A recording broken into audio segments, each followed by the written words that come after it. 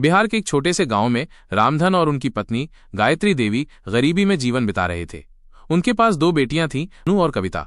खेत छोटे थे और आमदनी इतनी कम कि दो वक्त की रोटी भी मुश्किल से जुट पाती थी। दोनों बेटियों को पढ़ाना उनके लिए नामुमकिन था, इसलिए उन्होंने सिर्फ बड़ी बेटी अनु को पढ़ाने का फैसला किया। अनु ने मन लगाकर पढ़ाई की। उसने कभी स्कूल नहीं छोड़ा, चाहे धूप हो या बारिश। उसकी मेहनत रंग लाई और आखिरकार वो दरोगा बन गई। घर में खुशियां छा गईं।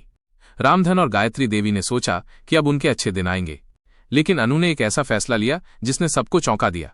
उसने गांव के एक रिक्शा चालक अर्जुन से शादी कर ली, अपनी माता पिता की मर्जी के बिना।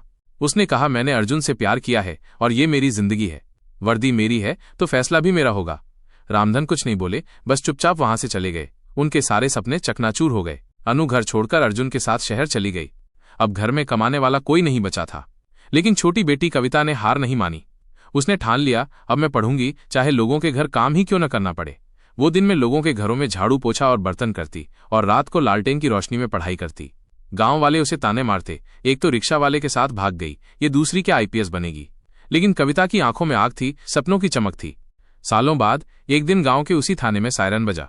सरकारी गाड़ियों का काफिला आया। खबर थी कि एसपी मैडम दौरे पर आ रही हैं। वर्दी में एक तेज तर्रार लड़की गाड़ी से उतरी। उसके चेहरे पर आत्मविश्वास था और चाल में दम। थाने का दरोगा तुरंत अपनी कुर्सी से खड़ा हो गया। वो दरोगा और कोई नहीं, अनु थी। और उसके सामने खड़ी थी उसकी छोटी बहन कविता, जो अब जिले की नई एसपी थी। कविता मुस्कुराई और बोली, नमस्ते दरोगा जी, मैं आपकी नई एसपी हूं। पूरा गांव ये सुन रहा था। जिस लड़की को सबने ताने दिए थे, जिसने दूसरों के घर काम करके पढ़ाई की थी, लौटी थी। कविता ने अपने माता पिता को थाने बुलवाया।